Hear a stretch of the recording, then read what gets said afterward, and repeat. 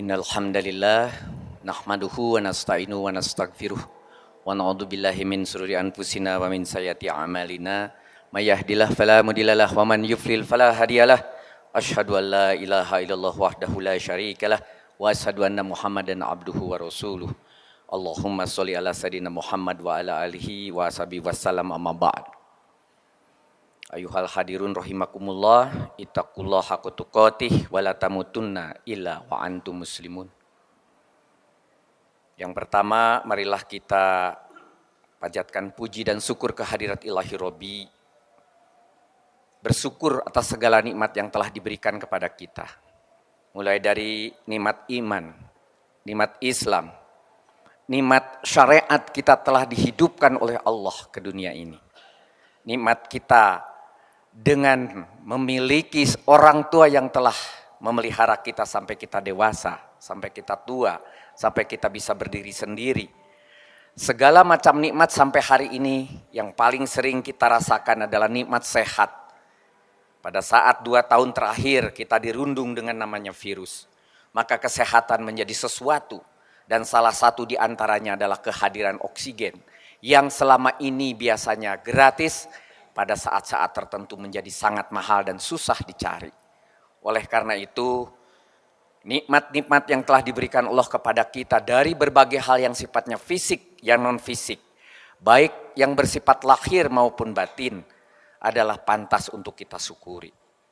Pada kesempatan yang singkat ini, saya akan menyampaikan surat Al-Baqarah ayat ke-177 yang isinya adalah anjuran kita untuk melakukan kebajikan. Di dalam surat Al-Baqarah ayat ke-177 di situ dikatakan laisa, dengan kata dimulai bukanlah, jadi artinya ini sebuah pernyataan negation sejak awal. Bukanlah di situ albiro. Albiro di sini adalah kebaikan. Bukanlah suatu albiro, suatu kebaikan yang menghadapkan wajahmu. Di situ dikatakan antuwalu wujuhakum. Wujuha itu wajah kalian, tetapi di dalam tarjamah atau di dalam tafsir ditafsirkan sebagai wajahmu agar jelas sekali bahwa ini untuk kita. Wajahmu kibla, dalam hal ini kemana hadapan kita itu? Al-Masriki wal Maghribi. Di situ dikatakan ke barat atau ke timur. Jadi bukanlah kita ini ketika menghadap ke barat atau ke timur, dalam hal ini bukanlah keimanan kita pada sesuatu yang disebut sebagai suatu kebajikan. Di sini dikatakan walakin ini klasifikasinya huruf, dia katakan akan tetapi. Albiro atau sebuah kebajikan itu man, siapa yang amana, orang-orang billahi, orang-orang yang beriman kepada Allah, wal yaumil akhiri, kepada hari akhir atau kadang-kadang diterjemahkan sebagai hari kemudian, wal malaikati, kepada para malaikat, wan nabi, kepada para nabi. Di sini sampai di sini satu paragraf pertama ini ingin dinyatakan oleh Allah bahwa yang disebut kebajikan bukanlah hanya keimanan atau menghadapkan kita pada sesuatu arah tertentu dalam hati kita, tetapi juga di sini yang dimaksud dengan kebajikan adalah kita mempercayai kepada Allah, kepada hari kemudian, kepada para malaikat, kepada kitab-kitab dan kepada nabi. Ini yang kemudian dikumpulkan oleh para ulama menjadi yang kita sebut sebagai rukun iman. Jadi rukun iman ini kita peroleh dari ayat ke-177 di paragraf pertama. Tapi kemudian di sini dikatakan, diteruskan dengan pernyataan berikutnya, wa atal ma'la, dan memberikan harta, gitu.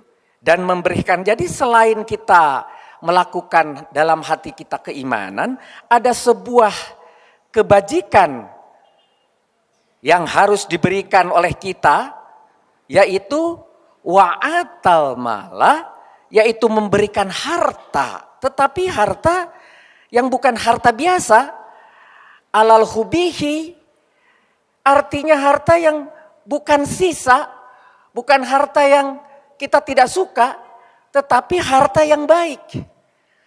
Bila perlu harta yang kita cintai. Bagi mereka tentunya yang punya tenaga itu adalah harta, bisa saja tenaganya itu dipakai atau diberikan kepada seseorang. Kemudian yang punya mobil dipakai untuk mengantar tetangga yang sakit misalnya. Atau yang punya uang dipakai untuk berinfak dan sebagainya dan sebagainya. Itu yang diterjemahkan sebagai memberikan harta yang dicintainya kepada siapa? Di sini dikatakan al-qurba, kepada kerabat. Dimulai dari kerabat. Kenapa kok mulainya dari kerabat? Karena sebetulnya kerabat adalah orang-orang yang paling dekat dengan kita. Kadang lebih dekat dibanding kakak atau adik sekalipun. Kadang lebih dekat daripada keluarga yang dilahirkan dari ibu yang sama. Oleh karena itu kerabat ini sangat penting, harus dipelihara.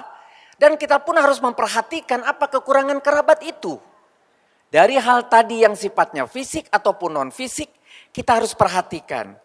Kemudian wal yatama, yaitu anak-anak yatim yang sering kita dengar. Wal masakin, orang-orang yang miskin. Kemudian diteruskan juga dengan musafir. Tetapi musafir ini sebetulnya boleh diterjemahkan. Karena di sini sabil itu adalah dalam perjalanan. Boleh saja dikatakan orang dalam perjalanan. Tetapi lebih ditekan pada orang-orang yang sedang membutuhkan pertolongan. Jadi kalau kita tadi sudah jelas yang dimaksud dengan sebuah kebajikan, bukan hanya beriman kepada yang sudah disebutkan tadi yang ada. Mulai kepada Allah, kepada malaikat, kepada kitab, kepada nabi. Tetapi kemudian kita harus melakukan memberikan harta yang dicintai kepada kerabat, kepada anak yatim, kepada orang-orang miskin, kepada musafir. Dan kemudian diteruskan di situ adalah dan orang-orang yang meminta-minta dan memerdekakan hamba sahaya. Waktu memerdekakan hamba sahaya dikatakan di situ wafi rikob. Jadi rikob ini bisa dikatakan hamba sahaya yang prosesnya dimerdekakan. Kalau zaman sekarang apakah yang disebut hamba sahaya? Yaitu mereka-mereka yang terlilit dengan sebuah ikatan kepada orang lain sehingga dia susah. Nah kesusahannya itu kemudian kita bisa lepaskan. Ada sebagian misalnya orang-orang yang terlilit oleh sebuah masalah. Dan kita mencoba menyelesaikan masalah itu cukup bagi kita seperti kita membebaskan hamba sahaya. Dan kemudian diteruskan seperti yang kita sering dengar. Wa aqimus sholah, wa atu zakah. Aqimu itu dari bahasa qoma, yaitu mendirikan sholat. Jadi mendirikan sholat, wa atu zakat, atu itu adalah juga menunaikan atau juga memberikan harta kita kepada orang lain dalam bentuk aturan-aturan dengan nisabnya. Jadi yang dimaksud kebajikan ini, saya ulangi lagi, bukan hanya atas dasar keimanan kepada Allah, kepada Rasul, kepada malaikat, kepada kitab, tetapi juga kita harus melakukan berbagai hal. Berbagai hal tadi yang sudah disebutkan di dalam ayat ke-177. Memberikan harta yang dicintai kepada kerabat, kepada anak-anak yatim, kepada orang-orang miskin. Kepada musafir, yaitu orang yang memerlukan pertolongan. Kepada orang-orang yang meminta-minta. Dan kemudian memerdekakan hamba sahaya. Dan juga mendirikan sholat. Dan menunaikan zakat. Kemudian pula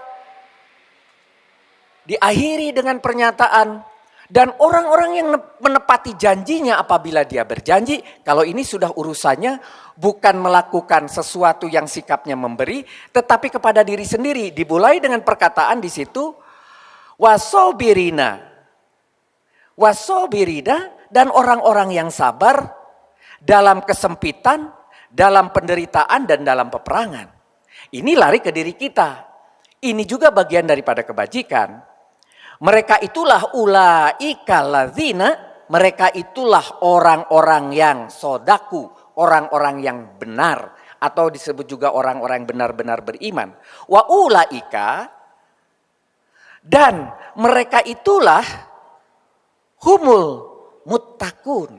Boleh saja kemudian Allah menyatakan wa ulaika muttaqun. Jadi dan mereka itulah orang-orang yang bertakwa. Tetapi Allah menyisipkan kata hum di situ di tengah-tengah, artinya itu taukid, artinya penekanan. Ketika di situ ada wa ulaika humul muttaqun, harus diartikan menjadi mereka itulah orang-orang yang benar-benar bertakwa. Oleh karena itu, dalam kajian satu ayat di dalam Al-Baqarah 177 ini, kita dapat lihat bahwa yang dimaksud dengan takwa itu adalah posisi tertinggi dalam kekayaan dan menjadi kekayaan termegah bagi setiap manusia. Takwa adalah sebuah posisi tertinggi dan kekayaan termegah bagi setiap manusia, sehingga mereka yang bertakwa akan disediakan surga di akhirat kelak. Dan takwa ini dikatakan di dalam surat yang lain, la'alakum tatakun, bagi orang yang berpuasa. Semoga hasil daripada puasa itu la'ala membuat kita menjadi takwa. Jadi ketakwaan ini untuk diraihnya aja dengan 30 hari puasa dengan segala susah payahnya. Sekarang di sini dikatakan diawali dengan keimanan kepada yang 5 tadi. Dan kemudian di tengah-tengahnya yang kedua berbuat baik kepada orang lain. Dan yang ketiga kepada diri sendiri. Ada sobar tadi dan sebagainya. Jadi kalau kita lihat di sini, orang-orang yang bertakwa akan dibayar dengan surga, yaitu tempat kembali yang sebaik-baiknya. Sampai di dalam Al-Quran tidak mampu dijelaskan secara harfiah dalam bahasa manusia, sehingga menggunakan kias, menggunakan contoh. Di dalam Al-Quran dicontohkan bahwa nanti di akhirat, di surga kita akan disediakan sungai-sungai. Tentunya bagi orang-orang Arab waktu itu kalau ada sungai adalah sebuah kenikmatan yang tidak terhingga karena di sana adalah tanah kering kerontang. Tapi bagi kita yang memang rumahnya di pinggir sungai, nanti kalau di akhirat di surga cuma dapat sungai, untuk apa kan begitu? Tetapi ini adalah kias. Di dalam Al-Quran mau menunjukkan bahwa betapa enaknya nanti di surga. Di situ dikatakan orang yang di surga itu akan mendapatkan tempat tidur dari emas. Kalau kita pikir tempat tidur dari emas kan keras begitu. Tetapi betapa ingin menunjukkan tingginya penghormatan kepada mereka yang ada di surga. Mendapatkan buah-buahan hanya tinggal diambil. Beruntai-untai buah-buahan. Bagi mereka petani buah untuk apa? Sehari-hari dia juga mempunyai buah misalnya begitu. Kemudian disediakan makanan berderet-deret yang setiap saat kita inginkan selalu ada.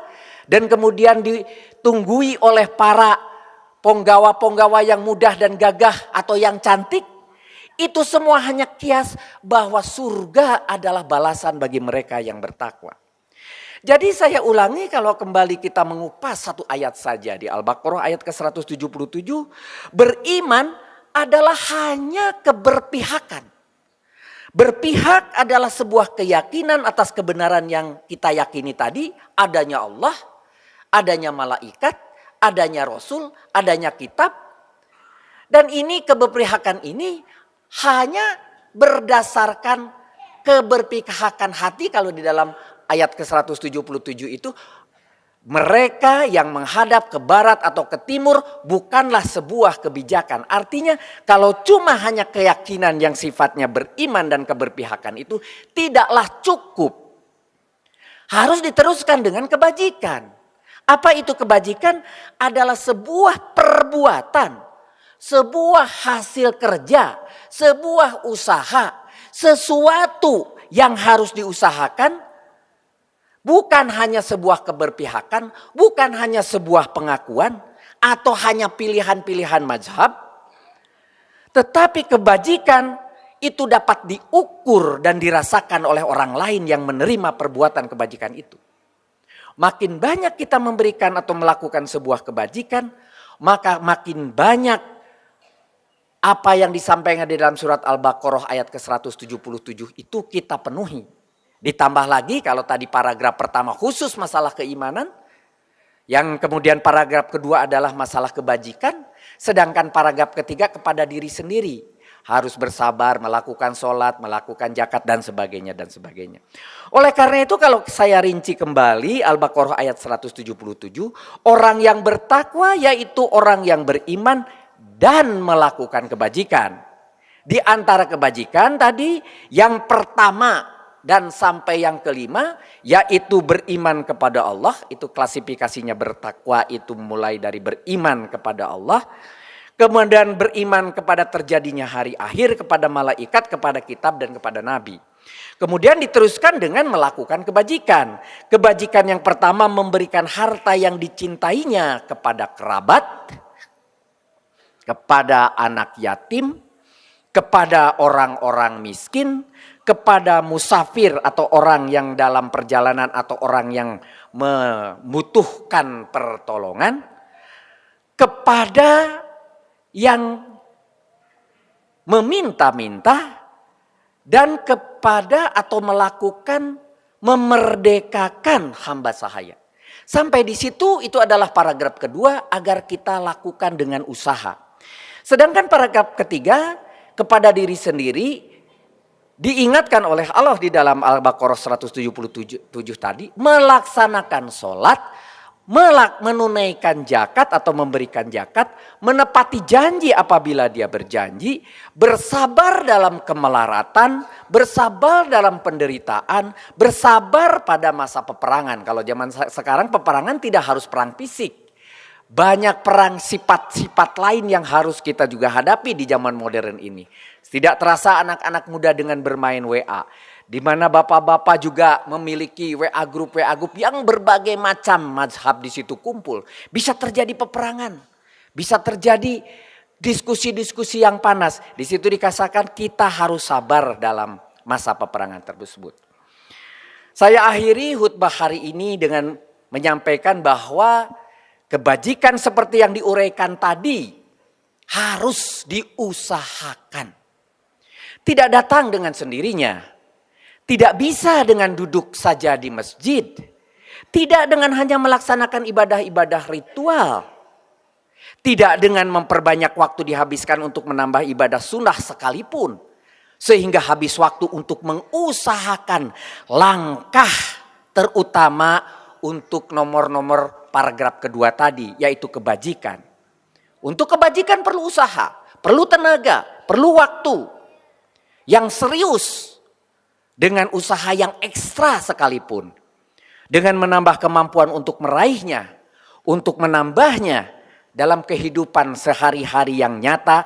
Termasuk dalam lingkungan usaha kita, di kantor kita, di tempat bisnis kita. Di zaman modern ini banyak sekali peluang bagi kita untuk melakukan kebajikan. Artinya harus dibuat perencanaan. Harus dipertimbangkan. Harus ada keseimbangan antara kegiatan ritual dengan kegiatan yang mendukung kebajikan. Karena waktu kita di bumi hanya sebentar saja, hanya sangat singkat, dan setiap hari hanya 24 jam. Sama untuk semua orang, padahal kita harus berlomba-lomba dalam melakukan kebajikan.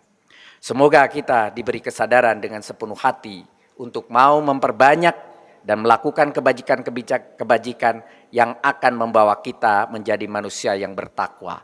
Amin ya Allah ya Rabbal alamin. Barakallahu li wa lakum.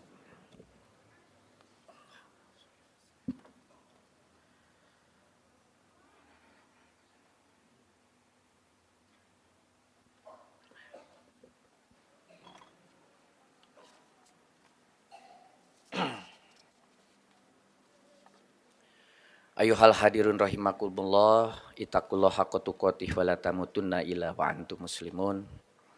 Sebelum kita berdoa bersama, khatib berkewajiban menyampaikan sesuatu yang hari ini sedang ramai dibicarakan di dalam WA yang sekarang sangat panas tentang masalah Idul Adha. Idul Adha dilaksanakan pada tanggal 10 Zulhijjah. Sehingga penentuan Idul Adha itu sangat tergantung pada saat penentuan 1 Zulhijjah. Penentuan 1 Zulhijjah ditentukan dengan hadirnya bulan baru. Bulan baru ditentukan dengan ru'yat, yaitu dengan melihat. Oleh karena itu perintahnya, lihatlah ketika bulan itu datang, maka berarti bulan baru sudah muncul.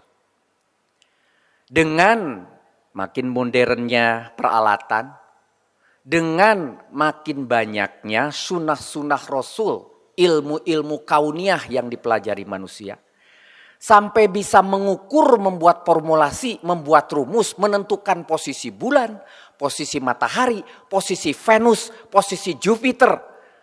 Sampai kita bisa tahu saat ini, tahun depan, tahun lusa, kapan akan ada gerhana bulan, kapan ada gerhana matahari. Dan saudara sudah pula menikmati bahwa yang namanya zuhur itu apabila mulai bergeser sedikit dari tegak. Kemudian apabila asar mulai saudara punya bayang-bayang setinggi tubuh kita. Dan seterusnya dan seterusnya. Yang semua ru'yat-ru'yat tersebut sudah diganti dengan hisab. Cukup saudara membaca jam tangan, sekarang sudah duhur. Cukup membaca jam tangan, sekarang sudah asar. Cukup membaca jam tangan, sekarang sudah maghrib. Tidak lagi menggunakan ru'yat. Karena ilmu pengetahuan yang dimaksud hisab sudah sangat-sangat presisi. Begitu pula pada saat penentuan awal bulan.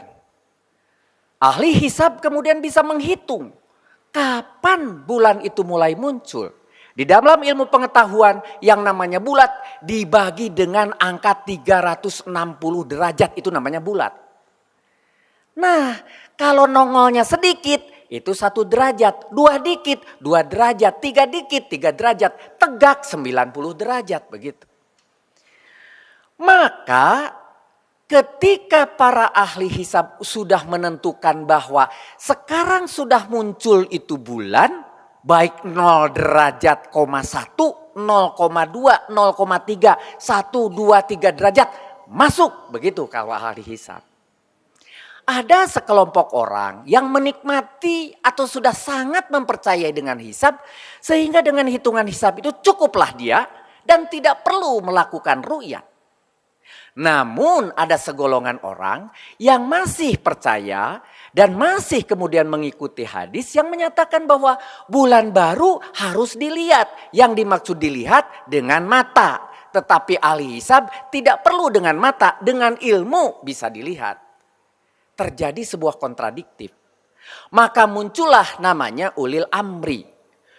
Ditengahilah oleh ulil amri, karena di dalam hadis dikatakan apabila ada sebuah perbedaan pendapat di dalam penentuan di suatu negara, maka negara tersebut harus diputuskan oleh ulil amri. Jadi kalau di Irian sudah terjadi, di Aceh pun harus terjadi. Kalau sudah terjadi bulan di Aceh, maka di Irian pun harus terjadi ulil amri yang menjadi peluitnya. Muncullah ulil amri di Indonesia ini diwakili oleh MUI. MUI ini bergabung di ASEAN, namanya Mabims. Menentukanlah pada saat itu menggunakan angka, kalau mau menggunakan hisab, tidak menggunakan ru'yat, cukuplah 2 derajat sudah masuk. Maka zaman dulu sering pula terjadi perbedaan. Ada yang menggunakan hisab, ada yang menggunakan ru'yat. Ketika 0 sampai 2 derajat terjadi perbedaan. Tapi kalau sudah di atas 2 derajat, tidak ada lagi perbedaan. Semua akan sama. Kalau kurang dari 0, tidak ada perbedaan. Karena kita belum melakukan masuk bulan. Yang menjadi masalah ketika 0 sampai 2. Muncul tahun ini karena ada peraturan baru, kesepakatan baru dari Mabis. Menggunakan angka 4 derajat. Maka makin sangat mungkin bisa terjadi perbedaan itu. Dan terjadilah di Idul Adha saat ini. Karena pada tahun ini Indonesia 2,6 derajat.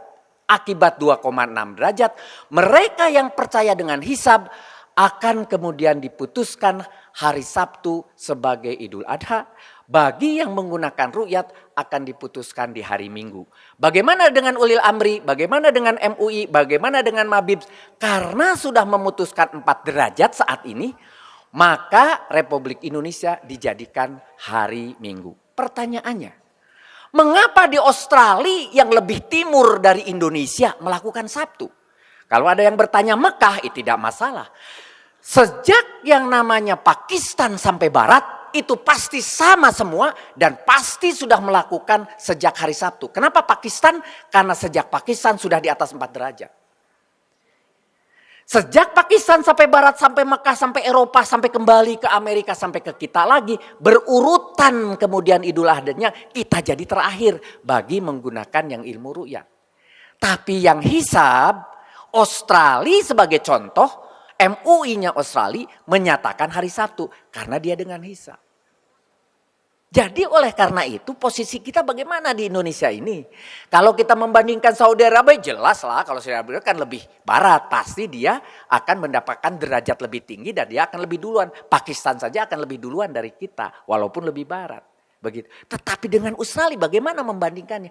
Karena perbedaan di mana MUI Australia tidak mengikuti Mabim dengan ASEAN, tetapi dia memiliki MUI sendiri yang kemudian mengacu kepada hisab dan dia menyatakan lebarannya hari Sabtu padahal dia lebih timur dari kita.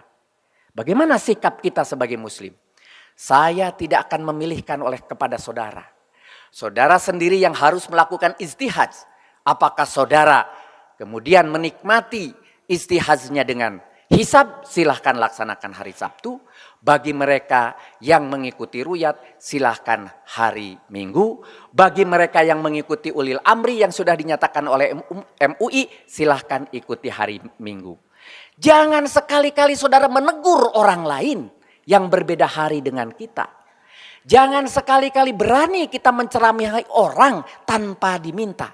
Mohon maaf hari ini saya sampaikan di sini karena saya diberi waktu untuk menyampaikan ini. Ketika di rumah pun, istri sekalipun kalau tidak bertanya, saya tidak akan mengajak dia. Biarkan dia memiliki pendapatnya sendiri. Tetapi ketika bertanya, barulah kita jawab. Anak kita pun demikian, ketika dia bertanya, baru kita jawab. Tapi yang memilih adalah diri kita masing-masing. Karena yang nanti dihisab di akhirat adalah diri kita masing-masing. Barakallahu li walakum.